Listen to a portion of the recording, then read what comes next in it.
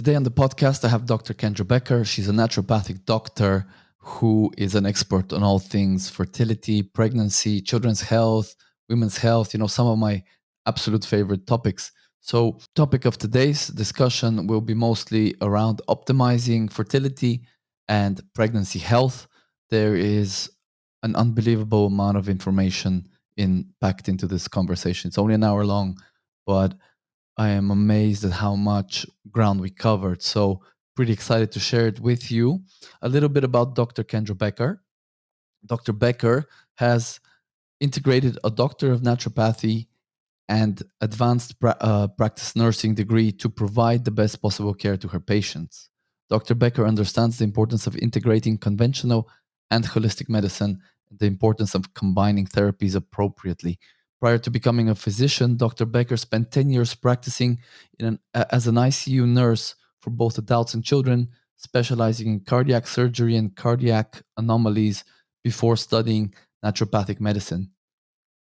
Dr. Kendra Becker believes in healing through genetics and specialties in treatment of conditions such as asthma, autism, allergies, and eczema, as well as fertility. Dr. Becker integrates both a conventional background with homeopathic, naturopathic, herbal, and dietary treatments. Dr. Becker lectures on various topics throughout the nation, has made various TV appearances to discuss the importance of naturopathic medicine, and is a member of various organizations.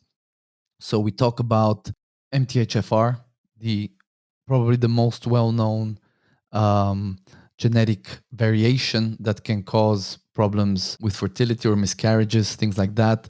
We discuss supplementation, some of the most important supplements, what to do when certain things are deficient.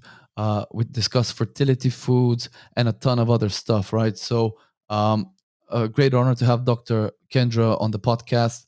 Let me know how you find the podcast. Is there any topics you want to cover in more depth in the future? I would love to have her back on again. I'm sure she would love to come back on again. So, without further ado, here is Dr. Kendra Becker. Great. So, second try today on the Connecting Minds podcast, we have Dr. Kendra Becker Musante. Kendra, thank you so much for trying a second time with our technical difficulties. My pleasure. My pleasure. All right. So, to kick off, can you give folks a bit of your background? What do you specialize in, and all that good stuff? Sure. I've been in practice 15 years. I started in healthcare probably 20 something years ago. I graduated from college as a registered nurse. I spent 8 years in the ICU. I did trauma, cardiac, pediatrics, all the good stuff. When you're in your 20s, you can do all that. About 6 or 7 years into my nursing career, I kind of had an aha moment that what we were practicing in hospital care really was sick care. It wasn't healthcare, and I wanted to be part of healthcare. So I went back to school to become a naturopathic doctor. But the problem with naturopathy is that it wasn't at the time 15 years ago recognized in all 50 states. So because of my nursing background, I did a concomitant education and also completed my APRN.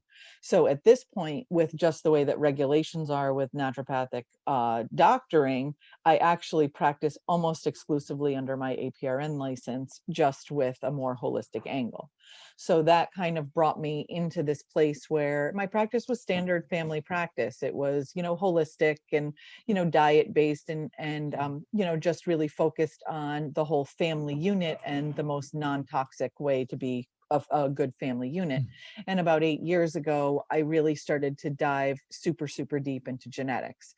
And so the evolution was, sort of started like this. A child would come in, we would analyze their unique genetic profile. The parents would say, wow, I gave my kids those crappy genes. They would come in as patients. And then in many cases, I would also see grandparents. So what's more holistic than being able to see 3 generations of, what we call in holistic medicine miasms, like disease Yeah, processes, yeah, yeah. and be able to have everybody on the same page, diet wise, lifestyle wise, to be able to help with healing. And then, as kind of a little bit of a tangent, years ago we used to keep the politics and the healthcare separate, and certainly over the last 5 or so years that has become completely interrelated. I have always, advocated for medical freedom and constitutionality around healthcare, and protection and preservation of the First Amendment, the Fourth Amendment, and Mm. a lot of the other ones in between. Yeah. So yeah, so that's my jam. Right. So, yeah, I was hoping we could discuss the topic of fertility, preparing for a healthy pregnancy. Sure. For this, because I know there's a few different topics we can discuss. Children's health, especially, is one of my biggest interests. But before we get into that, can you maybe give folks a little bit more of your kind of your health journey, if that's all right? Just because I think Sure. there's quite a lot of value for people that can be gleaned there. Yeah, so I'll tell you a funny story about that. I mean, I've told my health journey, for 14 years on public stages. And I was in my Bible study with 15 other people at my church, and I couldn't even articulate it without crying. I don't know what it was about that particular experience, but my health journey was really interesting. Like I said, I started off as family practice, and what's more important than preparing your body as a man or a woman to start your family. So I always did Yeah. a ton of preconception healthcare. And then when it was time for us to start our family, I did everything that the current research had told us to do. And at the time, the recommendations were to take high dose synthetic folic acid and to take all this other crap that really we've found since then has not been medically efficacious. So I was following all the rules. I got pregnant very quickly, and I had a miscarriage at 14 weeks. And so I said, well, my mother's first pregnancy was a miscarriage. I figured it was kind of a one-off, even though it was a pretty late miscarriage. And we Mm. kind of literally got back on the horse and tried again, and I had another miscarriage again at 14 weeks. And then it started to become this really big kind of nasty monster in my life, and I was like, there's something that's not right. And so I was doing some research, and literally I'll never forget that day I got an email from one of the companies that I was using as far as purchasing supplements, and all of this research had hit the publications around the same time, about 15 years ago, that said that synthetic folic acid was in fact harmful for many women, and that we should switch to a methylfolate. And it was like literally like a light bulb went off. And so that Mm. day, at that point, I have my own supplement line. I had reformulated my entire prenatal specifically for me. And in fact, I haven't Mhm. changed the formula for 15 years. And because I had switched from the synthetic folic acid that was previously recommended to the methylfolate, again, I got pregnant and effortlessly had a baby at full Mm. term. She was born at home. And then 3 years later, I repeated the same process and had my son at home, and he was born in the water. And so it was just a really interesting kind of progression for me, because two late miscarriages in your early 30s can send you down a rabbit hole through a whole lot of invasive Yeah. technology, and doctor's visits and all kinds of horrible stuff, when really it is just kind of like a misinterpretation of your genes. And your genes require a higher quality supplement in order for interpretation and manufacturing. And so for me, it was quite a simple fix that luckily I've been able to translate into my practice and help women that were just like me for years and years and years, largely because there's so much misinformation out there about what you should actually do with your Yeah. body when you're trying to get pregnant or planning a pregnancy or pregnant.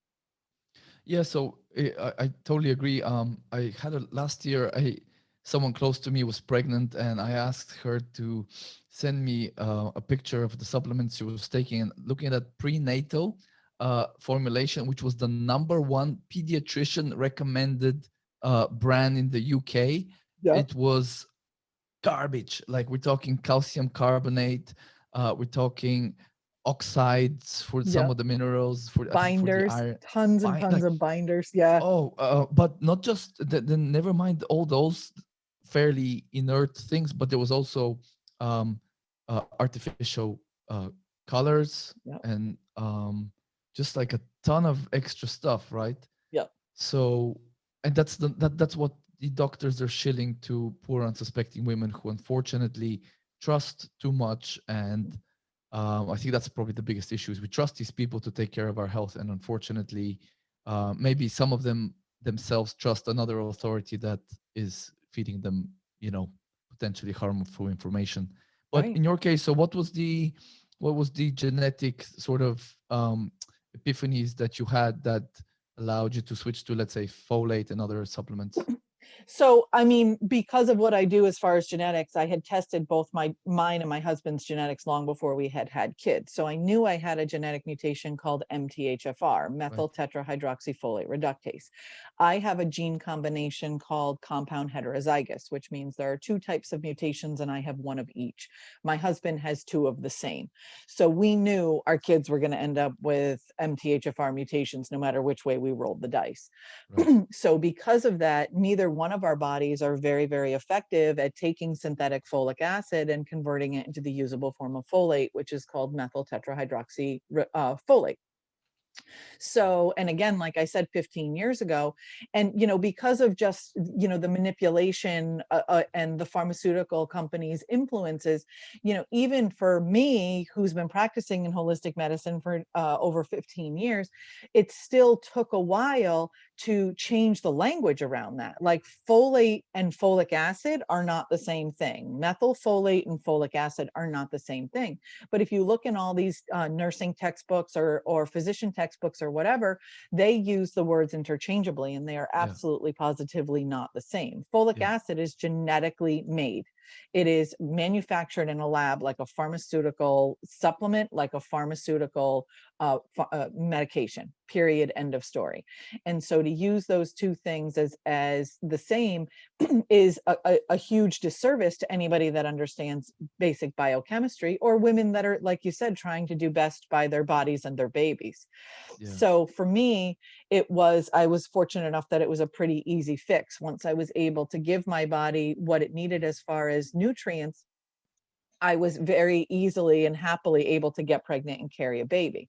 And the importance of methylfolate is that it's a cell signal for about 1,000 different reactions in the body. And it's so important in pregnancy because that is the cell signal that the genetics get for the baby that happens at around 6 weeks. So they get certain genes turned on at 6 weeks that tell the baby how to grow at 10 weeks.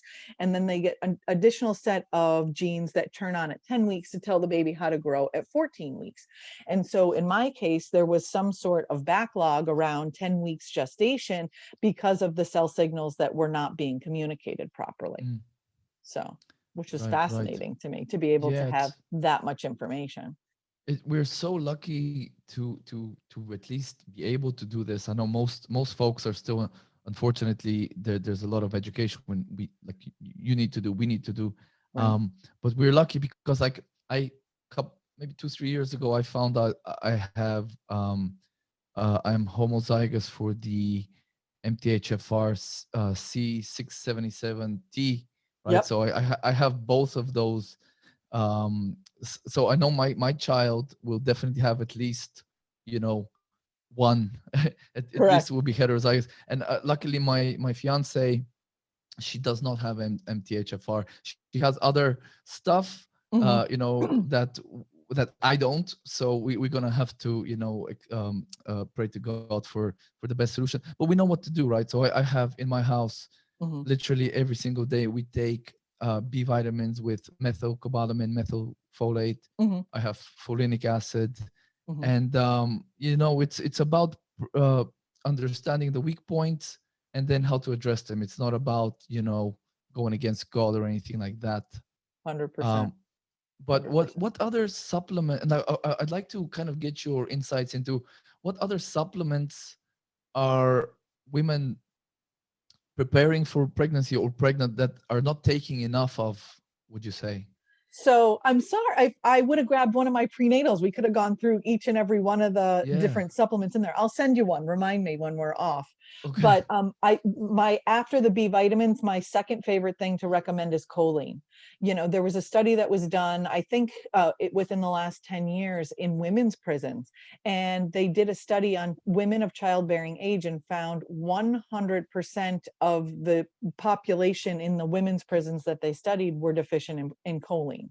And choline is incredibly important for brain and neurological development in a baby.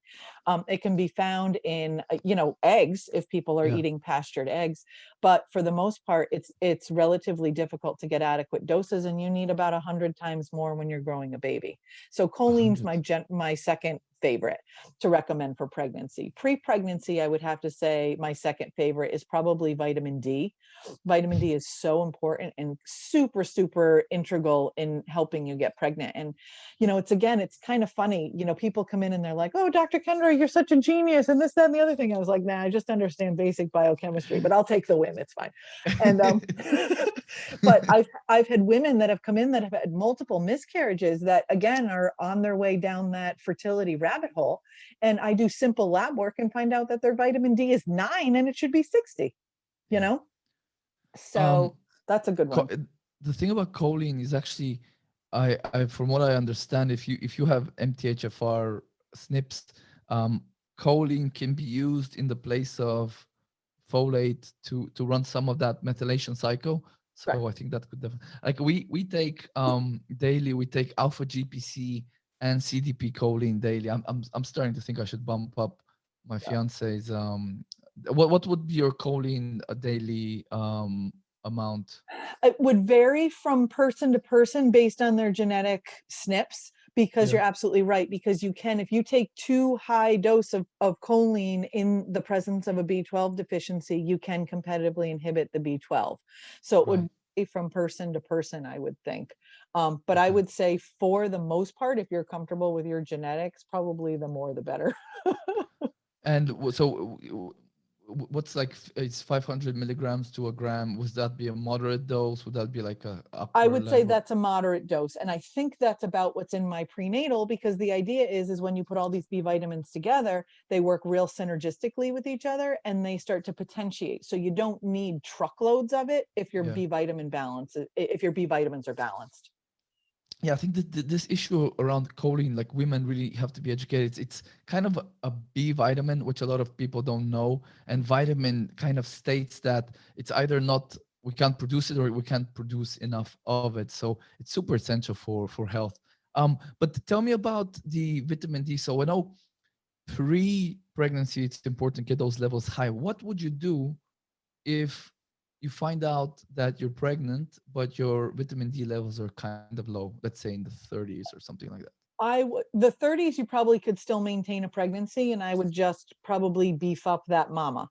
And Right. as a rule, I generally support the mom all the way through till she's done nursing her last baby. So if you're, pregnant with your first baby but planning on having four, your vitamin D dose stays basically the same until that last baby is done being nursed. Right. And only because vitamin D is fat soluble. It's required for dopamine production, which we don't get enough of when you're pregnant and nursing anyway, because your sleep is kind of jacked up. And so and especially if you live anywhere north of Florida, or you're using sunscreen, or you shower a couple of times a day and things like that, those are all things that inhibit vitamin D levels. So if a woman is already pregnant, I wouldn't be shy about boosting up her dose at all. But if she's having trouble with miscarriage, then I definitely recommend that we get her level to a therapeutic place before she tries to have get pregnant again. And what kind of day dosages would you say are So tolerable for yeah, pregnancy? so standard, I think USDA recommends like 400 to 800 on Yeah. vitamin D. My standard dose, as long as I'm familiar with patients' genetics, is generally somewhere between 2,000 and 5,000 IUs daily. But I'm not shy with vitamin D. I have dosed 10,000, 20,000, even 50,000 in patients that were really, really low, as long as you follow those levels and make sure that the level doesn't get too high. Right, right, right. I read a paper, I think it was published in 2006, that basically the person that published it was just criticizing how badly the RDAs for vitamin D were Yeah. designed, and how they were doing like I think a 14-year trial or 16-year trial on pregnant women with up Mhm. to 4,000 IUs, and they was blinded, so they didn't know what the outcomes were, but they just know that a bunch of the women in the study had much improved outcomes generally. So I think, yeah, I think there's a lot of kind of misinformation around vitamin D there, that it's super dangerous to take if you're Yep. pregnant. Although, like, it's it's Yeah. like iron. It's dangerous if you're super high in it, but what if you're super deficient? I highly doubt it will suddenly become dangerous to drink, a supplement you're deficient in if you need it. Yeah. Exactly, well, and so I'll tell you a funny story because I've been in practice for 15 years, and I don't know if you know the story about the Dr. Kilmer McCulley and No. homocysteine. So Kilmer McCulley was a Harvard researcher, and he had discovered homocysteine was a better prognosticator for heart disease than what they were using prior to homocysteine. But when the research first came out, it rubbed everybody the wrong way because pharmaceutical companies had already directed their marketing toward whatever levels they were looking at that time, which I can't remember actually off the top of my head. So they actually tossed him out of Harvard and took away his like Nobel Peace Prize or whatever they gave him. And then, about 5 or 6 years later, they realized he was right and quietly kind of reinstated it. And then fast forward. And so, I'm watching this whole thing take place and I was like, oh, this is only the beginning.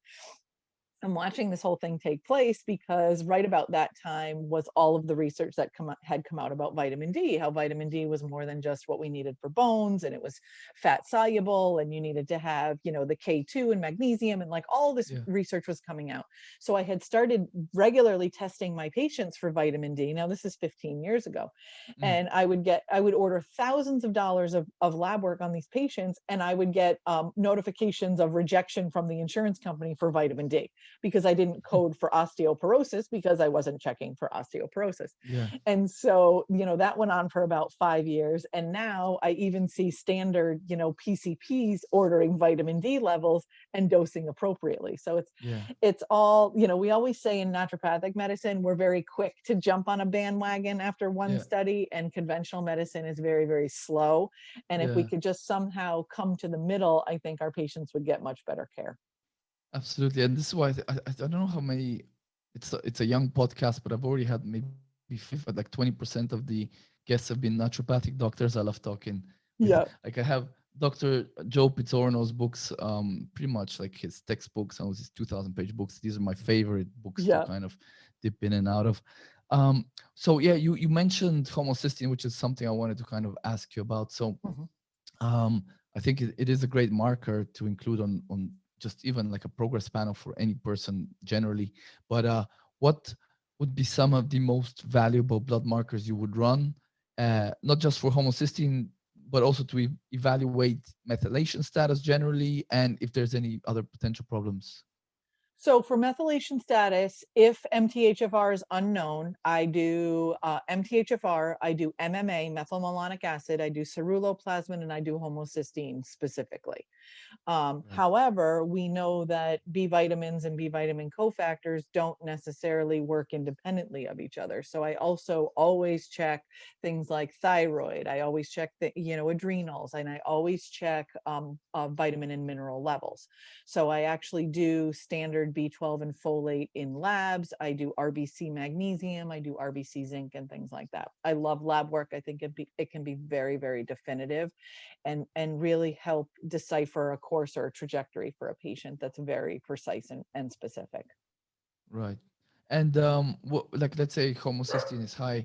Mhm. What's your take on trimethylglycine? Would you, especially for pregnant women, would you add that to? I don't use trimethylglycine in pregnant women. There was a study that came out about, so let me back up a little bit. Like I said, I have my own supplement line, and Right. what I've done with my supplement line is I basically did all of the research or myself on how I was going to formulate the supplements, or it was a supplement combination that I used from a company that either went bankrupt or new and improved their formula and crap Right. like that, and I took those original formulas because you can't patent supplement formulas. Yeah. So I make this beautiful mega multi B vitamin, right? So it's B6, 9, and 12. I put DMG, TMG in there.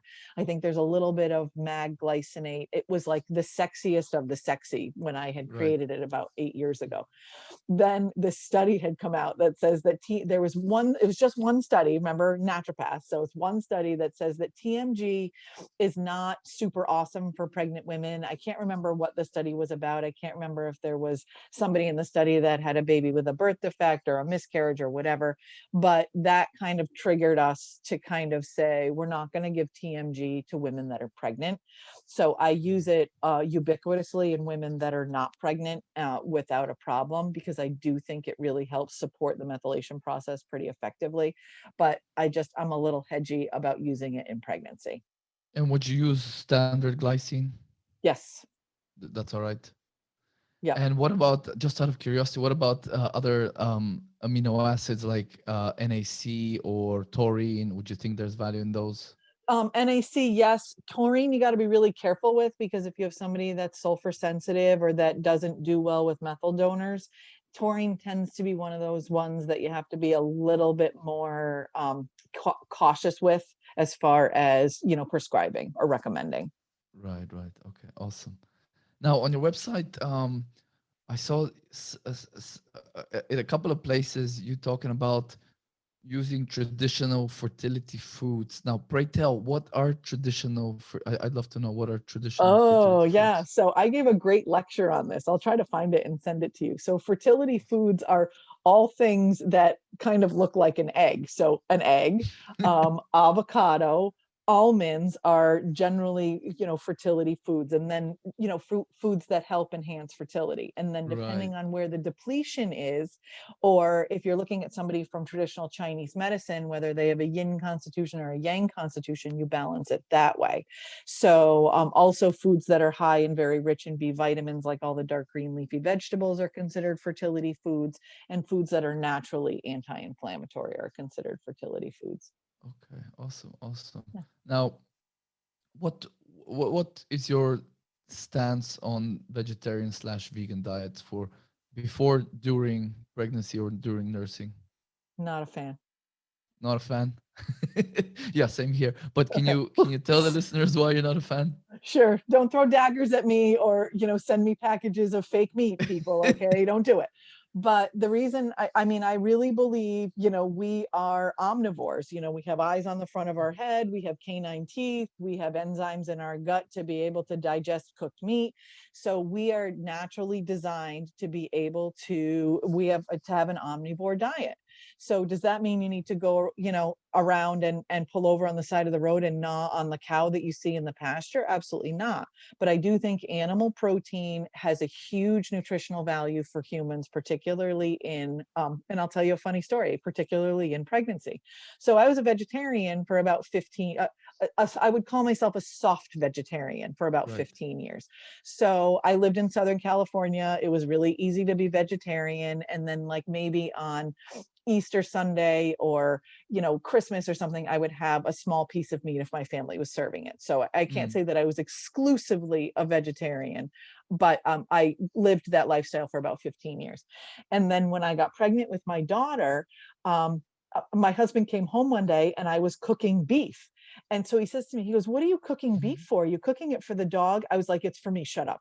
And it was like I started to crave beef like I have never ever craved beef and wow. animal protein like that before.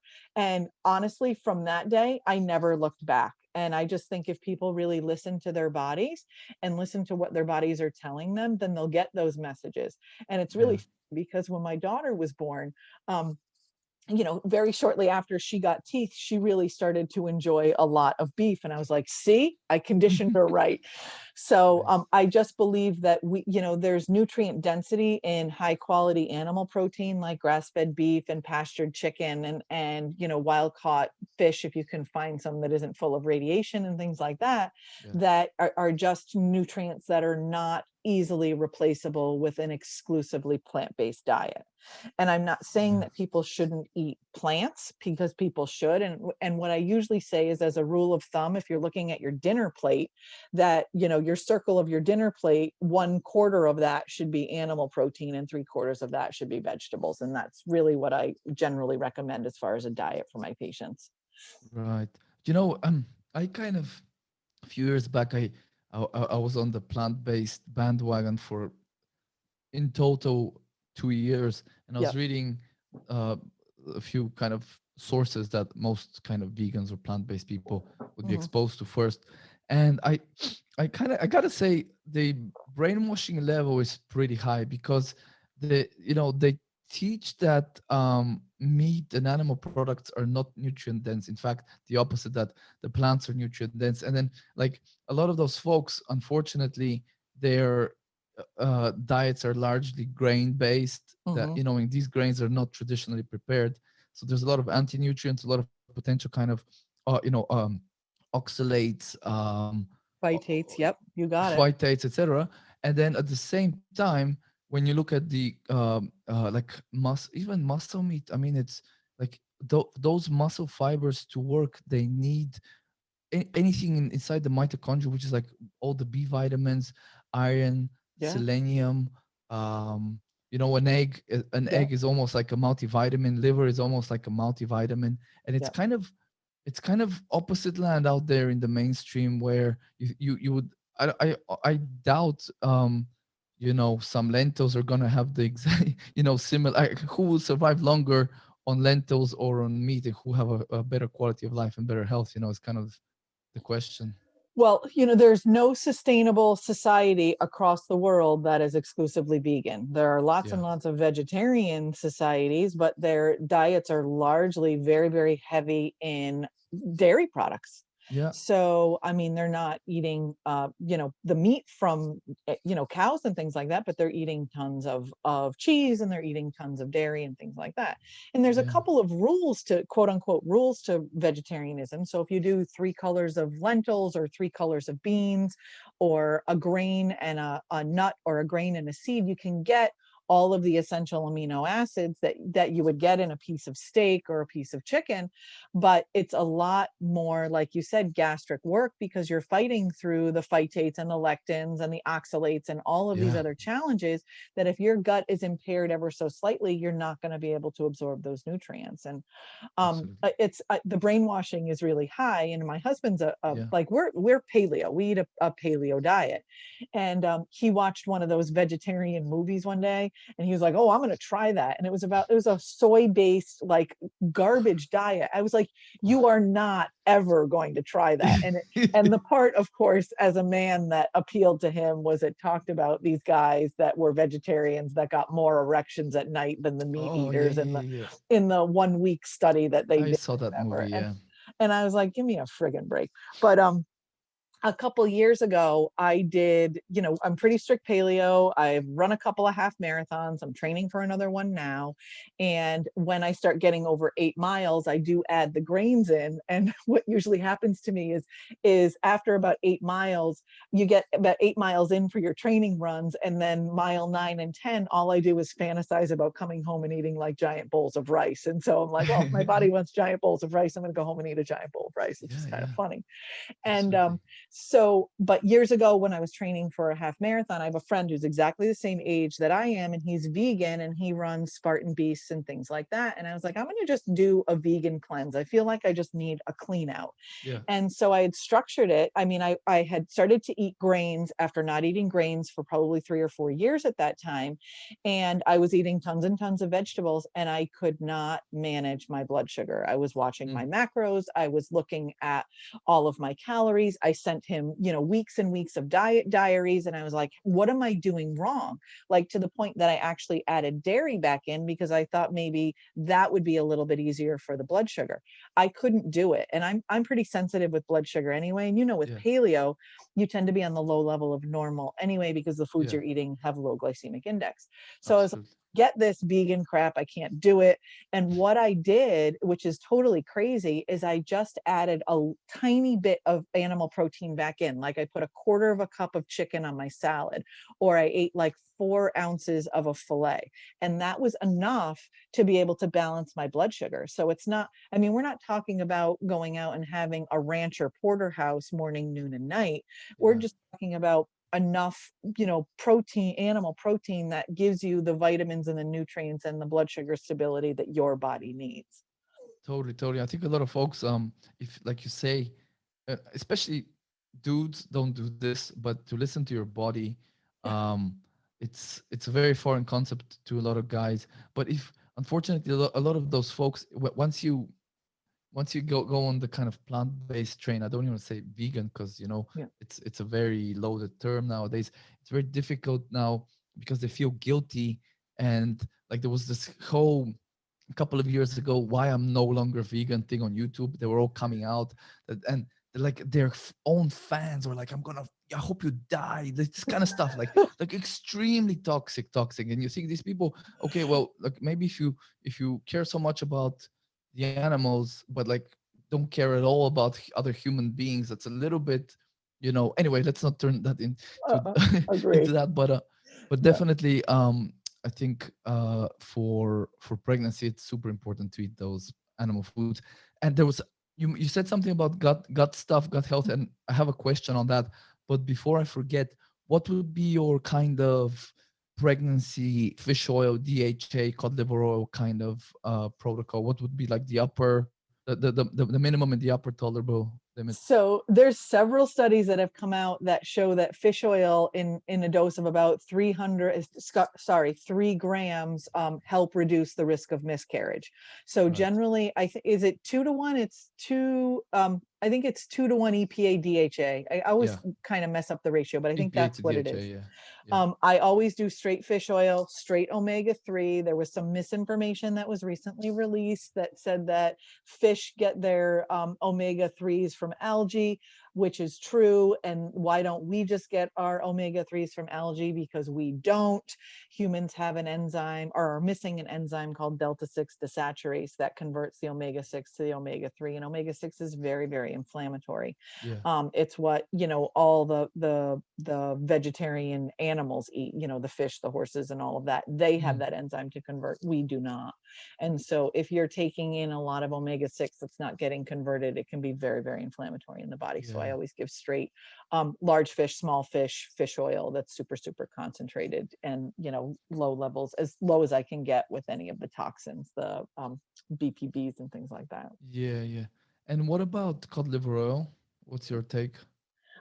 My problem in my practice I think cod liver oil is great. My problem in my practice is I was only able to get a liquid when I was looking at bringing on a fish oil. I couldn't get it in capsules. And the last thing that pregnant women want to do is swallow back a couple tablespoons of cod liver oil when they're pregnant. So I always just erred on a capsule, and I use mine is salmon liver and sardines. There's like 4 different fish livers that are in there. So it's kind of the So same thing.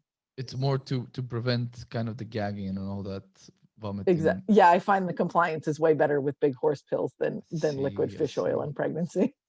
And so I know there's been kind of even like there's even more. I know there's a lot of misinformation out there, but I know a lot of mainstream sources kind of poop on cod liver oil because of the vitamin A content. What Mhm. would you say to that? I would say you need vitamin A. In fact, one of the texts I sent to one of my patients before we got on this morning is you need more vitamin A. So, Yeah. what's the rule with vitamin A, Christian? Do you know?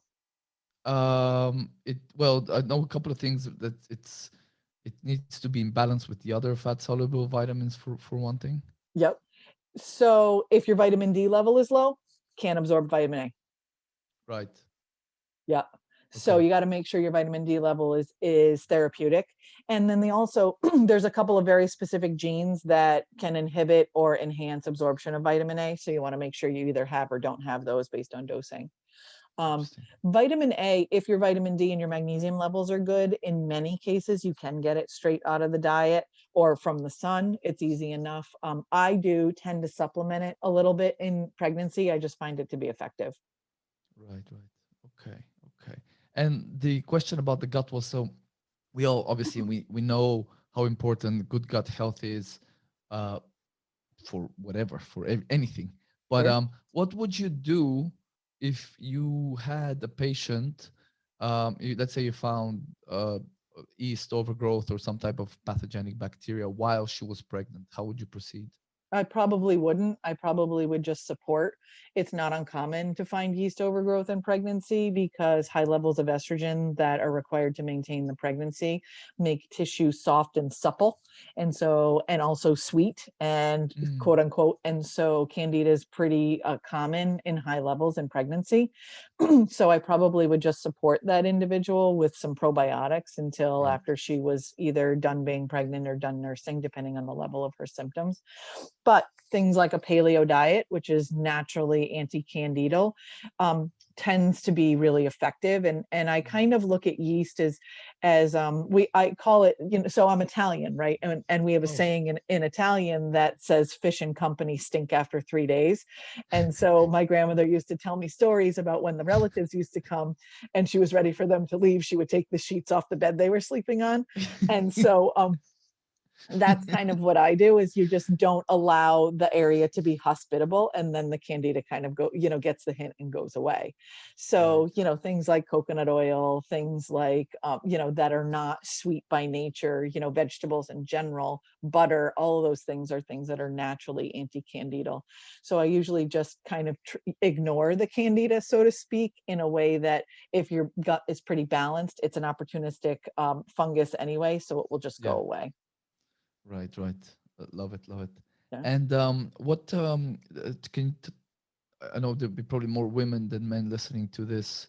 So can you tell the ladies regarding weight, being overweight, while let's say you find out you're pregnant and you're a little bit overweight, Mhm. or you are preparing to become pregnant and you're a bit overweight, what would you advise the ladies listening to do?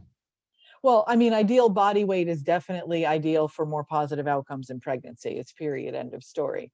So, I mean, a few vanity pounds, versus 20, 30, 40 pounds that can really affect your weight are two different animals. But I've never really focused on weight and I've always just focused on health status. So I would say if you, kind of tweak your diet to a really super balanced diet, that your weight will normalize wherever you need to be. And if it's more than just that, then you probably should take a look at some of the metabolic markers, inflammation markers, thyroid markers, and see if there's something out of balance that's triggering you to carry extra pounds. Okay, okay. So, Yeah, it's probably not a good idea to start losing a lot of weight while you're being pregnant. All those toxins getting released into the bloodstream is probably correct. definitely not a Exactly. good idea. Yeah. Not a good idea at all. What about some prophylactic binder use, let's say charcoal or zeolite or modified citrospectin? Would those ever make it into one of your patients' protocols while they're pregnant? No, No. not unless, I mean, I might use charcoal if my patient ends up with like norovirus or something, but as a regular rule, no, because the problem Okay. with things like charcoal or bentonite clay, even zeolite for that matter, is Yeah. they are great binders for toxins, but in many cases they also bind to the essential minerals as well, and that's Sure. not anything I would want to ever take out of a circulatory system of a mom or a baby. Right, right, right. And I was reading about Yep. raspberry tea, raspberry Leaf leaf tea. tea. Yeah. Yeah. What's your take on that? That's good stuff. I used it with both my pregnancies. My Yeah. labor with my daughter was 12 hours from first contraction to when I held my baby. In my second Wow. pregnancy, my labor was 5 hours.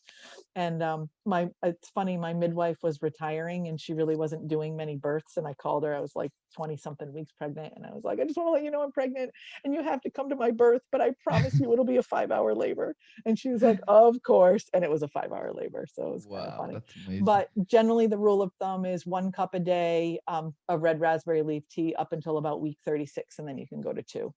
So Okay. there's lots and lots of research that shows that it helps with postpartum bleeding and effective contractions. So I think it's good stuff. I really do. And I think it tastes good.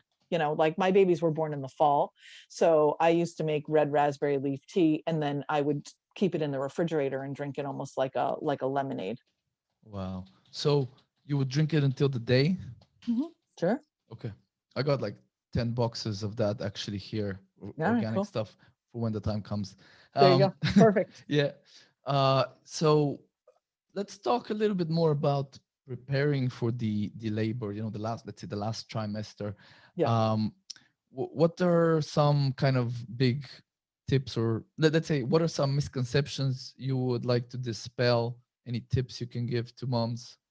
Sure. So my first tip is chiropractic, chiropractic, chiropractic, chiropractic, chiropractic, so much chiropractic, period. Wow. And I mean, my husband's a chiropractor, so I am a little biased, but I mean, we see about a third of our practice, or his practice, is pregnant women or women planning to become pregnant. And their labors are short and swift, and their postpartum recovery is amazing. And with my son, when I was about 35 weeks pregnant, he flipped. And I could feel it because it gets very, I mean, he was a big baby at that point, and I could Mm. feel it. And so I was like, oh no, we're not doing this. Like, we're going to have this baby at home. Like, Yeah. I'm not doing this. So I drove to the office, and my husband gave me one adjustment, and the baby, I could feel the baby flip right back around. So it's, Wow.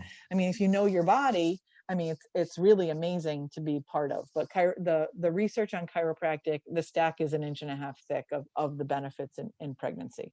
My other That's little amazing. tip is for somebody who's not following a paleo diet, or who is including dairy in their diet, is to stop all dairy products, and not butter. We all know that butter's fat and not dairy, just in case, Yeah. for clarification, but to stop dairy products that contain dairy protein for the last trimester of pregnancy, because it can cause sensitivity in your baby, and risk your baby to have an allergy to dairy.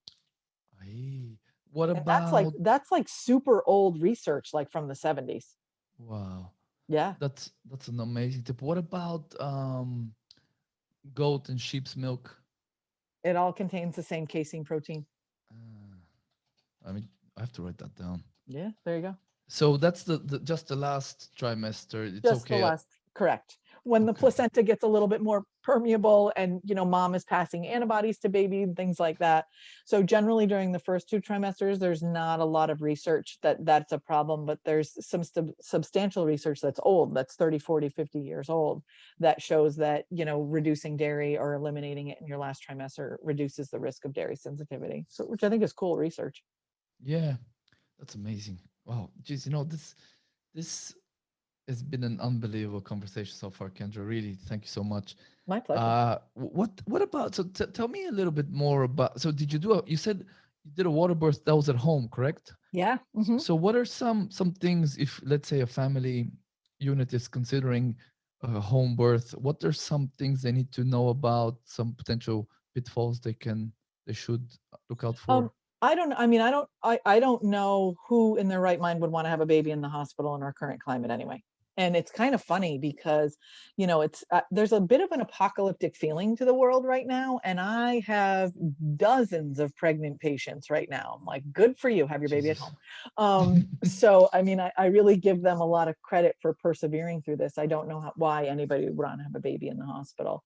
I Yeah. mean, so I can speak to the statistics with my midwife. They do hospital transfers. They have agreements with local hospitals, and about 2% of their first time moms get transferred to a hospital, and about 1% of their second time moms get transferred to the hospital. So the statistics are really, really low. And clearly their C-section, even if that entire 2% of their patient population had a C-section, which is never the case, that's still far less than what the C-section rate would be in Yeah. a hospital. So a home birth is a very different animal. You are free to move, you are free to just kind of do what you're comfortable to do. So with my daughter, my contractions started at 4 a.m. I got up, I showered, I ate, I walked around in the backyard. When the sun came up, I threw sticks and balls to my dog to just keep Mhm, moving. I got in and out of the tub. mhm. And then when my water broke, it kind of got hard. So I got in bed and pushed out a baby a couple hours later. Right. With my son, he was born at midnight, and like you have all these like preconceived notions about how your births are going to go. And I like didn't want to have a night birth because I had to wake up the next day and take care of my other kid. And I was like all Yeah. stressed out about this. And so when I went into labor about 7 o'clock, I was like freaking out, and I called the midwife and I was like, you got to get over here. We need to walk the driveway because I am not having a night birth. So she drove to my house, and we Mm, hoofed up and down. He was born in September, so the weather was nice. And mm. so we hoofed up and down the driveway for like an hour. And then I came back inside, and the labor got kind of rough. and I was sitting on one of those birthing balls, and I was uncomfortable. And she said to me, she goes, "Gee, Kendra," she goes, "maybe you should get in the tub." And I was like, "No, no, I'm going to wait. I'm going to wait until it gets more uncomfortable because I don't want to, use all the powers I have." And so Yeah. she grabbed my face and she goes, "Get in the tub." So I got in, and the baby was born even before the backup midwife got there. It was 3 pushes. Wow. So that was his So, birth was great. So so you didn't even have a doctor present? no, well, my husband's a doctor. I'm a doctor. Right. My Right. labor support, who was my best friend, she was a doctor, and then two Okay. midwives. And so usually two Okay. midwives show up for the birth. So my midwife, the quote attending midwife, was there with me through the labor. And then when you get close to the birth, the backup midwife shows up. Right. And by the time the backup midwife got there, she put her gloves on and walked in, and I was already holding the baby. So What are some potential complications that one needs to be aware of in So with this? I mean, just with birth in general is bleeding. That's the biggest problem, postpartum bleeding or hemorrhage. Midwives in most cases carry all the pharmaceuticals if it comes to that you would need to be able to stop bleeding. Some of the things that kind of send you to the hospital is something called a dysfunctional labor pattern, where the contractions never really get synced up and they never really are effective enough to open the cervix and let the baby out. Sometimes women just get really, really tired. You just, and whatever it is, walking down the stairs to get in the car, or making the commitment to go to the hospital, or knowing that once you get to the hospital you can have an epidural, or whatever it is sometimes just enough to get that woman in the right place to be able to push out that baby, which sometimes happens at the hospital unmedicated, with a Right. transfer from a home birth. Fascinating. So Yeah. what about the cord? I know I've read that it's good to let cut the cord, not immediately, but like give it a few minutes. What's your take? Yeah, absolutely. So with my daughter, I was still kind of in a little bit of a medical mindset, and I was going to, keep her cord blood and give it to us, when we turned 50, so we could have the fountain of youth and all that. And the midwife was like, if you keep the cord blood, then the blood doesn't go into the baby and it's the baby's blood. And I was like, oh yeah, well, there's that. Oh my So God.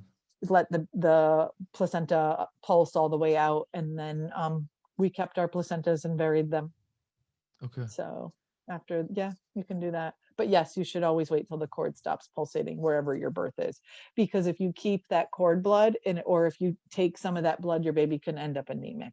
And Jesus. that's, yeah. And is that that was going to be my next question is that where the stem cells are derived from the Mhm. cord blood? Yep. Mhm. So so if you want to get stem cells, you basically are forfeiting your child's right. Yes, correct. So am I right in assuming that you would be probably against the stem cell collection and I love stem cells. I think they are game changers. You yeah, still can harvest stem cells out of the placenta, after the baby gets all the blood that belongs to him or her. So all of those things are still able to be done. But oh, I think that any of the blood that's in the placenta after a birth belongs inside your baby, not in a right. container. Absolutely. Absolutely. Absolutely. Wow, this has like been extremely illuminating. Um, I'm actually I've kind of run out of questions. Oh, I'm so excited. um, what other I suppose what other misconceptions are there that you commonly see in your patients about pregnancy?